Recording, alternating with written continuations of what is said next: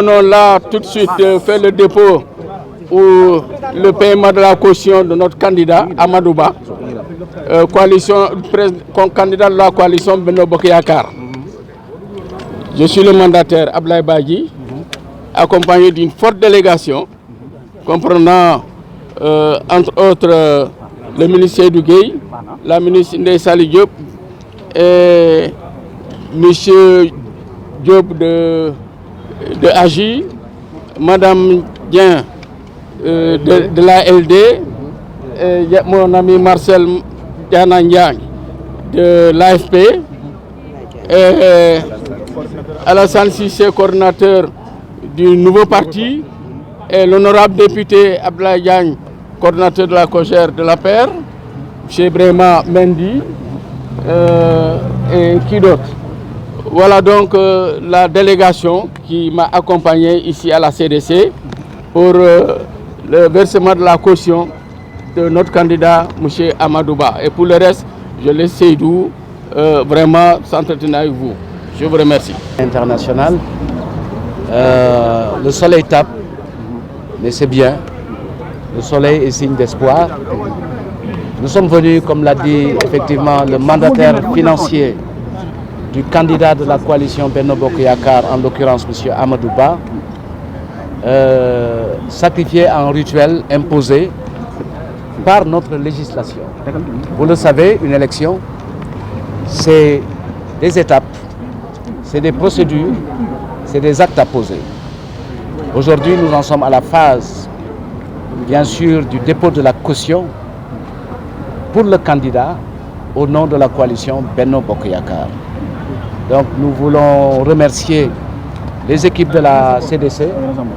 qui nous ont bien accueillis avec toute la correction due aux hommes politiques dans cette séquence actuelle. Le travail a été fait, très bien fait. Ils nous ont remis en contrepartie un récépissé établissant que le candidat de la coalition Benno Bokk Yakaar s'est acquitté de cette obligation. Cela est une indication pour nous, au regard de la mobilisation, puisque Abdoulaye l'a dit, Abdoulaye Badji, c'est une délégation composée des membres de Benno Bokk Yakaar, avec des responsables de l'Alliance pour la République, notamment le maire, qui est le mouvement des élèves étudiants, qui est sous la direction de notre camarade Abdoulaye Diagne, lequel est également le délégué national au parrainage. Donc il s'acquitte de cette double obligation, de cette double mission, d'animer les structures du parti en tant que responsable, mais également de représenter la coalition dans cette fonction essentielle de parrainage, dont vous aurez bientôt les différents résultats. Donc je voulais vraiment remercier les camarades de Benno qui, à travers cette présence massive, ont indiqué la détermination qu'ils ont d'aller en compétition électorale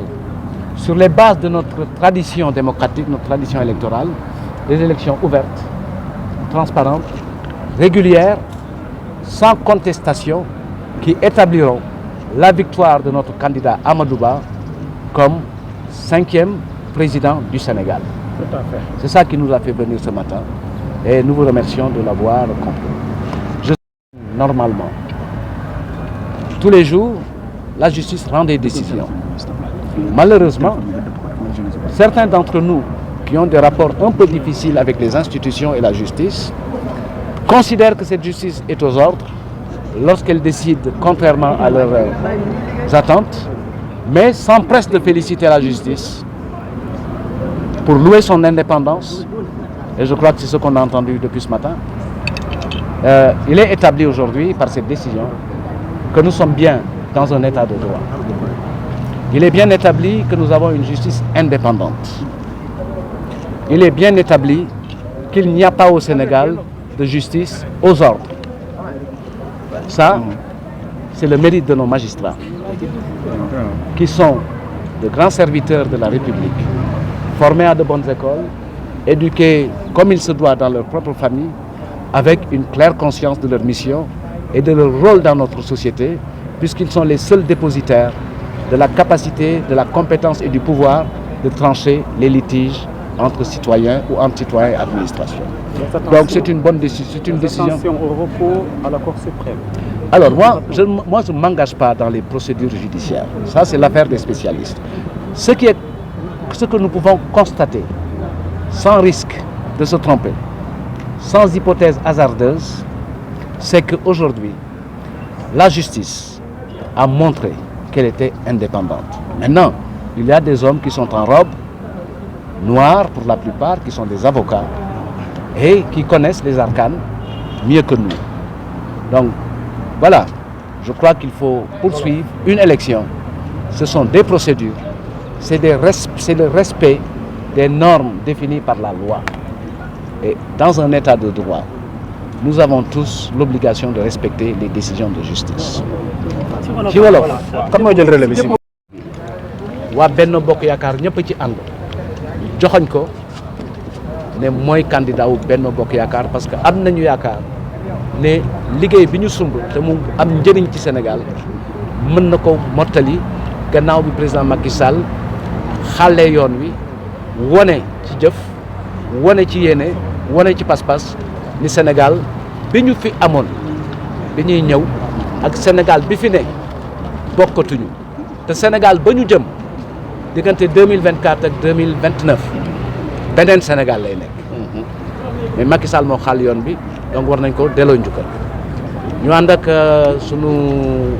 camarade Ablaye Badji moom bi nga xam ni moom la ñu jox mandat bi ci wàllu étape bii ñu toll parce que bu leen réere mbir ni candidat bi dina am yeneen mandataire ci wàllu élection ci wàllu contentieux ak yooyu mais tey ci fii ñu toll nii mbirum yónnee koppar la pour matal li nga xam ni yoon teg na ko ci kaw képp koo xam ni am nga sañ-sañu nekk candidat te nga matal yëpp yoon leeral ko ñu nangul la ko parce que kooku ko moom mooy conseil constitutionnel waaye tey dañuy gërëm sunu mbokku bennoo yi gannaaw ñi nga xam ne ñoo bokk ak ñoom Alliance pour la République ñoom Marcel bu AFP ñoom Adja Penda bu LD Boubacar Diop bu ànd jëf ak ñoom du ma tudd ñëpp Alassane Cissé yor nouveau parti mais yor it coalition boo xam ne dafa am parti yu mu ci àndal ànd ceeg sunu rakk nga xam ne mooy coordonnateur parrainage bi muy Ablaye Diagne te yor aussi ndombo tànk bi ko may mu jiite sunu ndaw yi nekk ci daara yi ak université donc tey jii ñu ngi gërëm CDC parce que bi fi ñëwee dalal nañu ni ñuy dalale candidat yëpp amul benn beral loxo amul benn xàjj ak seen recevoir nañ ñu def formalité yi ñu delloo ñu cutis bi nga xam ni mooy mandargaal ni wàccoo nañu ak charte bi nga xam ni loi bi daf ko teg ci képp koo xam ne da nga bëgg nekk candidat jiite réew li ci des mooy wane sunu pas-pas ak sunu taxawaay ak sunu yéene parce que li tax gunge bi mel nii waa Benno Bokk Yaakaar dañu wax ni fu ñu taxawati dinañu wane pas-pas bi ñam ci ginnaaw candidat bi gannaaw ndogal li génne ci seen kuréelu leader mais Amadou Ba mooy sunu candidat lañu ko yéene mooy mu nekk le 5e président de la République du Sénégal donc moo tax ñu ñëw tey ak taxawaay bu mat bi rafetlu ko ñu leen di gërëm yéen it parce que yàgg ngeen ci naaj bi moo tax dañuy gàttal na ma ko waxee léegi ci nasaraan rek moo di xam naa ne ku nekk ci yéen mi ngi ma bëgg a laaj sama jàngat ci xew-xewu tey bi sant yàlla bi ñu ko fekkee ñun ñëpp am na ñu mu concerné woon fekkewuñu ko ñu jiituñu ci ay yëngu-yëngu yoo xam ni mbir yooyu ko waraloon ñu ngi leen di ñaanal yàlla xare leen aljana li ci des tey mooy nañu dëppoo rek liñ tàmm di wax parfois bu ñu journalistes yi laajee ñu leen laissons la justice faire son travail en tant que républicain duñu wax ci mbirum justice boo xam ne jeexagul dañuy foog ni dañu bëgg suul mbir mi rek mais du loolu gëm-gëm la ak taxawaay ñun li ñu gëm mooy Sénégal état de droit la état de droit boo ko gëmee doo am xaaj ak seen da ngay war a jox justice bi daraja boo xam ni bu dogalee nga nangu parce que ñun ñëpp ñoo yem àq ak yelleef mais ñoom dañ leen beral loxo leen lépp luy xew ci diggante ñaari sénégalais wala lépp luy xew ci diggante sénégalais ak état yéen la ñu jox pour ngeen atte ko atte nañu nag ñamu arrangé mooy Sénégal yëpp la arrangé atte bu mel noonu xam nga lu tax parce que justice wane na boppam ci état de droit lañ nekk ki ñooy laaj léegi ci tubaab na xam ne voie de recours kañ mais du ma ci wax nañ ko bàyyi ak ñi nga xam ne ñooy avocats yi ak juge ñun li ñuy wax mooy sant yàlla bi ñu amee justice boo xam ni kenn tënk ko mu nekk justice bu moom boppam bu ñu amee justice boo xam ni am na xàjj ak seet am na discernement bu leer nañu sant yàlla bi nga xamee ni nit am na sañ-sañ bañ a bokk ci nguur àndul ak nguur seq ko nguur dem yey nguur ci tey waaye yey bi taxul mu fes mu sës am na lu ci topp nañ seet ba ci kanam mais li ñu war a sant yàlla mooy ne ñëpp nangu ni